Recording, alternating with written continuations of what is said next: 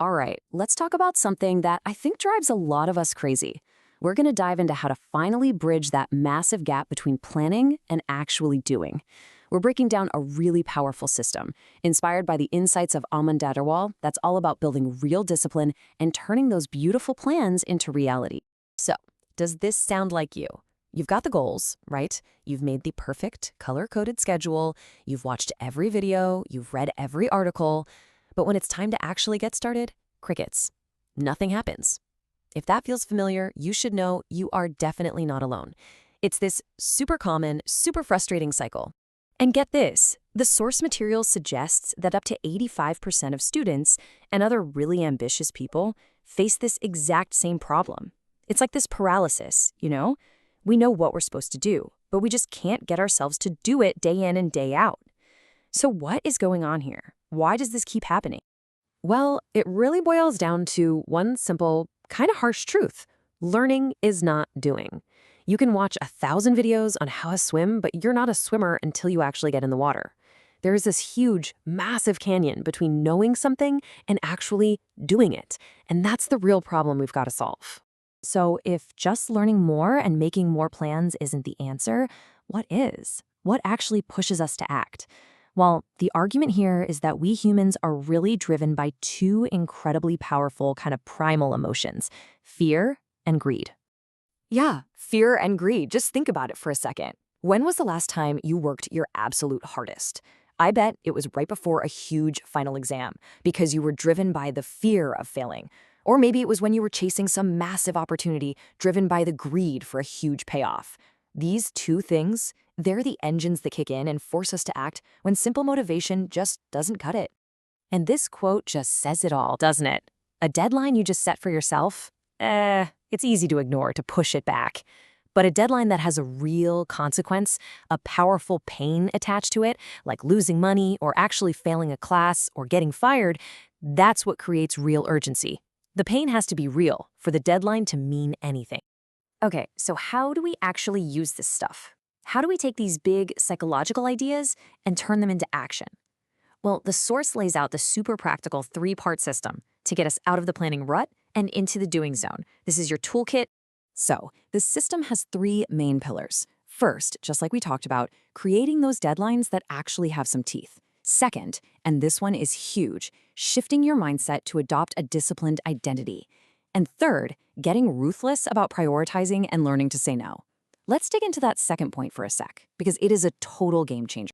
Now, this is where it gets really interesting. It's a mental flip.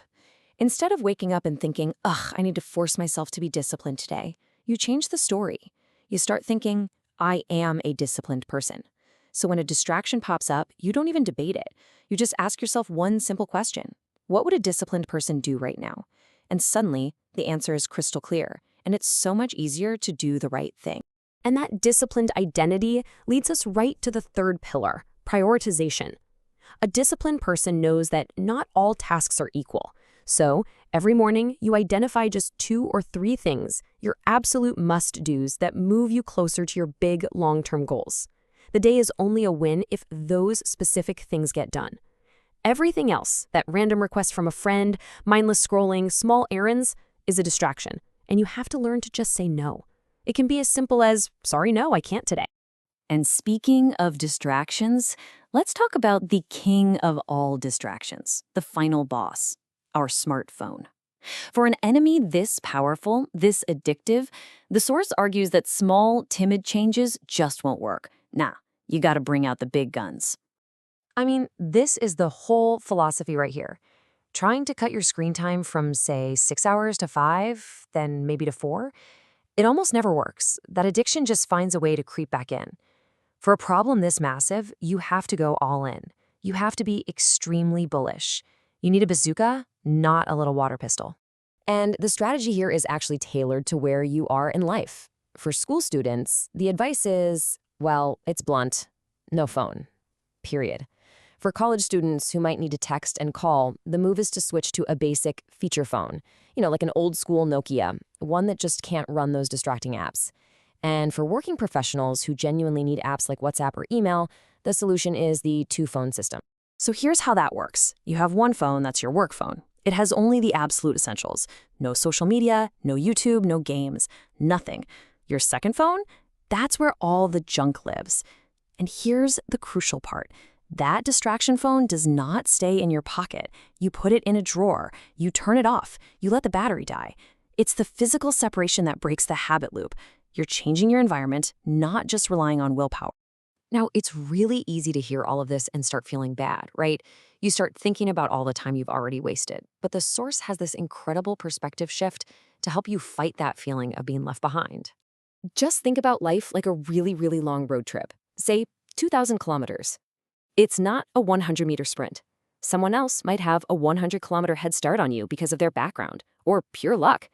In a short race, that lead is impossible to beat. But on a 2,000-kilometer journey, it's basically nothing.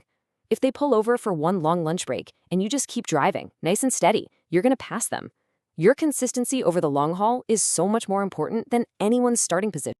So the big takeaway here is pretty simple. Real massive change demands real massive action. It means you have to stop making excuses and start making some pretty radical changes to your identity and your environment. So I'll just leave you with this one question to think about. What is the one distraction that you are going to take a bazooka to today? Think about it, and more importantly, do something about it.